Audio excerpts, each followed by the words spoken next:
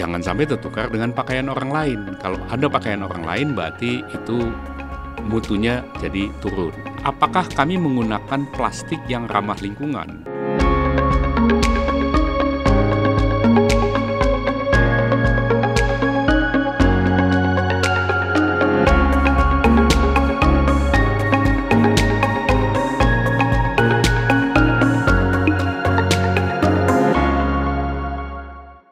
Sharing kali ini menjawab pertanyaan, benarkah laundry kiloan tidak bermutu?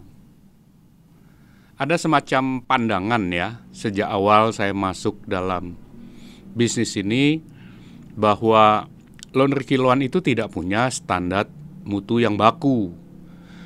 Jadi karena itu banyak sekali persoalan-persoalannya itu persoalan-persoalan yang masih harus dikelola dengan baik supaya tidak menuai komplain ya.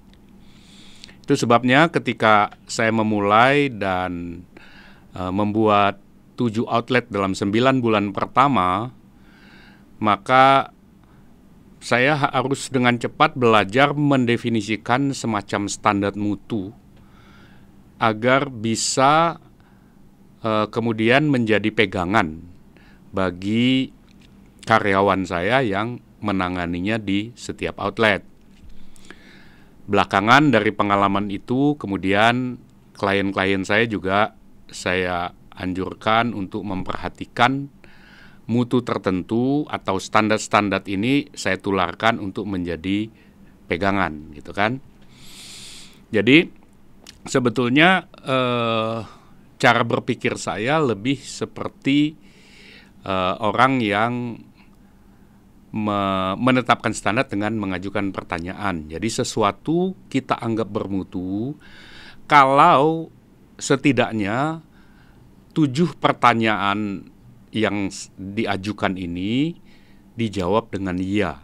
Jadi kalau karyawan saya tanya, oke, 7 pertanyaan ini kalau masing-masing setiap pertanyaan dijawab dengan ya, berarti itu memenuhi semacam standar mutu yang kita inginkan. Ya, jadi apakah pertanyaan-pertanyaan itu? Itu nanti mungkin bisa digunakan, Anda gunakan juga untuk mendefinisikan standar mutu yang dikomunikasikan kepada setiap pekerja di outlet Anda untuk membuat ada semacam patokan ya dalam pelayanan. Jadi pertanyaan pertama adalah, apakah konsumen menerima kembali pakaiannya tepat waktu? Jadi berkaitan dengan waktu. Kalau kita bilang ekspres, kalau kita bilang 6 jam, kalau kita bilang 2 hari, berapapun lah waktunya, apakah dia menerima pakaiannya itu tepat waktu? Artinya penyelesaiannya tepat waktu. Bahwa dia mengambilnya kemudian lebih belakangan nggak jadi soal. Tetapi kalau dia datang sesuai dengan janji, harus sudah selesai. Jadi apakah tepat waktu? Itu pertanyaan pertama. Kalau seandainya ini oke, ya kita bisa lihat dari segi yang lain. Yaitu pertanyaan kedua, apakah konsumen menerima kembali pakaiannya dalam jumlah yang sama? Jumlah yang sama itu artinya tidak ada yang hilang. Ya. Karena terutama bagian-bagian kecil seperti kaos kaki, kadang kaos dalam yang tipis misalnya gitu ya, itu kadang bisa rawan terselip atau jatuh dalam proses perpindahan dari mesin cuci ke mesin pengering, atau dalam proses dari mesin pengering dipindahkan ke keranjang untuk antrian setrika, atau ketika setrika kemudian diangkat, jatuh dan sebagainya. Jadi itu rawan di situ. Pertanyaan yang ketiga adalah, apakah konsumen menerima kembali pakaian miliknya? Artinya di sini tidak tertukar, gitu ya. Nah, itu pertanyaan yang ketiga. Jangan sampai tertukar dengan pakaian orang lain. Kalau ada pakaian orang lain berarti itu mutunya jadi turun, gitu ya. Kemudian pertanyaan yang keempat, apakah konsumen menerima kembali pakaiannya dalam bentuk yang sama? Maksudnya di sini adalah tidak rusak, tidak sobek, tidak lepas kancingnya dan sebagainya. dalam arti itu prosesnya proses yang standar saja ya. Kemudian pertanyaan yang kelima adalah apakah konsumen menerima kembali pakaiannya bersih maksimal. Bersih maksimal itu artinya ya tidak kena luntur misalnya, atau noda tertentu yang dari proses pengerjaannya itu terjadi kesalahan gitu. Tapi kalau seandainya kiloan, umumnya memang luntur itu ditanggung oleh konsumen ya, karena dicampur kan, kecuali dia membedakan, memisahkan ya. Saya selalu menganjurkan supaya karyawan saya mengingatkan kepada konsumen untuk memisahkan pakaian, paling tidak pakaian putih, pakaian gelap, pakaian terang gitu ya, pakaian yang potensial luntur gitu. Nah, karena sistemnya sistem lot, penggunaan setiap mesin itu biayanya akan dihitung gitu ya. Tapi kalau dia ingin gabung ya risikonya adalah kelunturan itu menjadi risiko dari proses kiloan. Itu bukan kesalahan karyawan ya, karena karyawan kan tidak paham itu, kecuali itu jenis satuan ya, artinya pakaian dicuci secara satuan. Itu yang kelima. Yang keenam, apakah konsumen menerima kembali pakaiannya dengan wangi yang ia sukai. Wangi yang ia suka itu termasuk misalnya ada konsumen yang tidak suka diberi parfum. Kenapa? Dia punya parfum sendiri dan dia tidak mau pakaiannya itu nanti masih ada bekas parfum dari laundry, sementara dia ingin parfumnya dia gitu kan. Jadi itu perlu ditegaskan di awal. Dan yang ketujuh, apakah konsumen menerima kembali pakaiannya dalam kondisi rapi dan siap digunakan. Jadi anggaplah ini upaya saya untuk membuat semacam standar mutu minimal gitu ya. Jadi kalau ini dipenuhi, maka saya bilang itulah tanda kerja kalian bermutu gitu. Nah, tapi ini pasti sifatnya sangat minimal ya.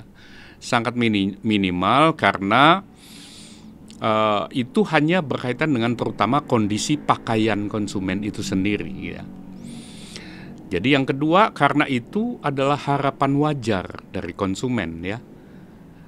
Dia pasti tidak mengharapkan tertukar, hilang, rusak, kena luntur dan sebagainya. Jadi itu harapan wajar. Jadi itu standar ya. Mutu yang standar. Kalau kurang dari itu maka berpotensi mengakibatkan komplain. Gitu ya. Nah, sambil terus memperjuangkan standar minimal tersebut, saya kemudian mengajak karyawan saya dan juga klien-klien saya untuk menantang diri untuk secara bertahap dari standar minimal itu menaikkannya. Nah, saya kembali lagi dengan membuat 5 pertanyaan yang harus diajukan, yang harus dibaca, yang harus dilihat oleh masing-masing karyawan ketika mereka mengerjakan itu. Tetapi sebagian itu diselesaikan dengan sistem manajemen. 5 pertanyaan tambahan, tadi sudah 7, sekarang kita tambah 5 jadi 12 ya. Jadi 5 pertanyaan tambahan yang berikutnya adalah apakah kami, nah sekarang ini bukan lagi berkaitan dengan pakaian konsumen ya, tetapi apakah kami menggunakan sabun atau alat kimia atau chemical yang ramah lingkungan? Kalau iya, itu yang kita anggap itulah menjadi bagian dari standar mutu misalnya gitu ya. Kemudian yang ke-9 adalah apakah kami menggunakan plastik yang ramah lingkungan? Tidak selalu bisa. Ya, ada jenis packing tertentu yang kita masih kesulitan mencari jenis plastik yang eco-friendly misalnya. Tapi itu kita tetapkan sebagai satu pertanyaan untuk menaikkan standar mutu. Kemudian yang berikutnya adalah apakah harga wajar di mata konsumen. Nah, ini sangat berkaitan dengan kondisi di mana outlet tersebut berada. Karena ini kan persepsi nilai yang diperolehkan customer dengan uang yang dia bayarkan. Yang ke-11 kemudian adalah apakah kami menyapa konsumen, tentu kalau makin reguler itu dengan menyebut nama gitu ya. Jadi ini kan menunjukkan sisi emosinya, bukan lagi pakaiannya, tetapi dia dikenali gitu ya. Tidak hanya dilihat sebagai orang yang tak bernama, anonim gitu ya. Karena interaksinya kan lebih sering berulang gitu ya. Dan yang terakhir, apakah konsumen loyal? Konsumen loyal itu adalah konsumen yang biasanya menjadi member atau yang membayar deposit di depan, itu bertambah dari waktu ke waktu. Nah, itu kami masukkan sebagai tanda bahwa layanan kami ada standar baku mutunya, mutu tertentu gitu ya. Jadi dengan terus bertanya dan menjaga pertanyaan dalam pikiran, maka saya merasa saya mengajak tim kerja di Outlet Laundry itu melihat selalu ada area yang perlu diperbaiki. Selalu ada hal yang bisa dilakukan dengan lebih baik. Karena ini tadi standar ini sangat tidak gampang gitu ya. Sangat tidak gampang dicapai pada satu sisi, dan kemudian sangat tidak gampang untuk terus terjaga pada sisi lain. Terutama karena turnover pergantian karyawan di bisnis laundry itu tak terhindarkan. Jadi kalau kita bisa terus memenuhi standar ini tadi, maka itu sendiri sudah seharusnya, saya kira akibat wajarnya adalah konsumen yang loyal itu paling tidak bertambah gitu ya dari waktu ke waktu. Nah, dengan membuat standar mutu itu dalam bentuk pertanyaan, saya ingin mendorong orang untuk melihat bahwa proses perbaikan kualitas kerja, proses peningkatan mutu itu adalah satu proses yang berjalan tanpa henti. Nah, itulah sebenarnya yang kita warihi dari quality movement ya, yang kemudian menjadi improvement terus-menerus gitu ya. Nah, kembali ke pertanyaan awal tadi, apakah laundry kiloan tidak punya standar mutu yang baku? Saya kira yang paling berhak menjawab pertanyaan itu adalah konsumen pengguna jasa laundry kiloan di lokasi outlet yang spesifik. Mereka lah yang berhak memberikan jawaban terhadap pertanyaan itu. Tugas pengusaha laundry dan karyawan timnya adalah untuk berusaha keras memberikan pelayanan terbaik yang memuaskan, menyenangkan konsumen, agar ia berbisnis dengan kita secara berkelanjutan. Saya kira begitu ya. Itu dulu sharing kali ini. Sukses besar untuk Anda.